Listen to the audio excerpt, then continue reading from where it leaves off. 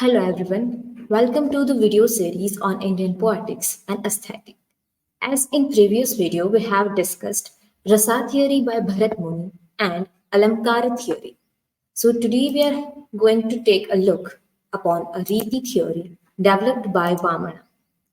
If we compare it with the Western poetics, then we have in criticism a question that why and how. So, how the work is written.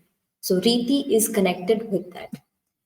Riti is a theory of language of literature, how it is written, in which style it is written.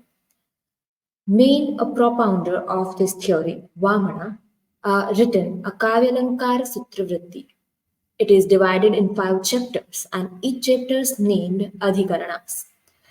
Even in the title itself, it can find that Vritti. So, Sutra Vritti. So, Sutra means a comment upon his own work. So, Vamana himself comments upon his own work by writing this work. He said in initial chapters that what is the prayojana of Kavya? That means purpose of writing a poetry. That means the first prayojana is drishta prayojana. That means which is visible. That is priti. That means a pleasure. Pleasure arises in a spectator or in the readers by watching or hearing or reading the poetry. That is the first prayojana of Kavya. Another prayojana of Kavya is adrishta prayojana, that means unseen, that revealed by the time. So here the unseen prayojana is kirti or fame of a work of art or poetry of the writer.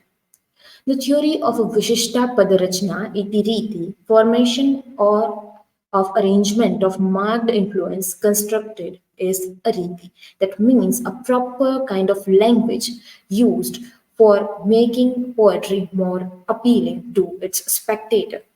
Here, he said that Padarachna should be in that manner that it can be easy to read and easy to understand and easy to appeal the readers. Riti correlates with themes, effect on the hearers or viewers, and sentiment. By reading or viewing the a work of art or poetry, there can be three kind of things are revealing: themes of the work of art or poetry, effect which arises in the spectator, and other is sentiment. Dates back in Bharata's Natya Shastra, he included all three. So, in his mind, he discussed it in the category named Vritti.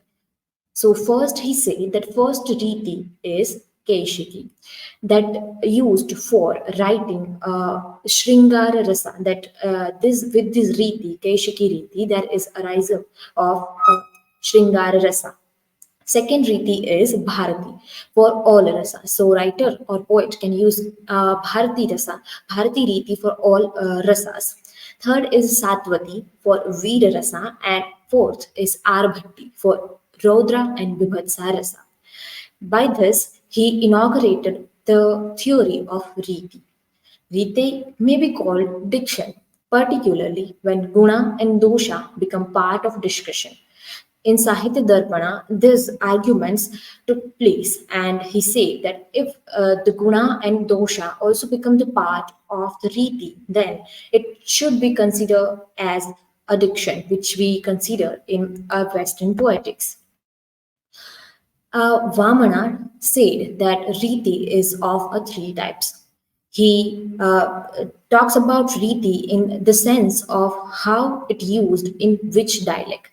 If we compare it with the Western poetics, then Chaucer used Middle English and Wessex Middle English for that. On the other hand, Thomas Hardy uses the Wessex dialect for his writing. So in that way, similarly in the India, there is a three dialect: Vaidarbi, Gaudi, and Panchali, and from that there is emergence of these three kind of ritis.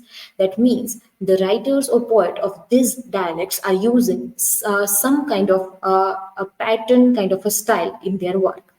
The first is a Vaidarbi. Vaidarbi is an excellent kind of riti among all three, and it was mastered by Kalidas.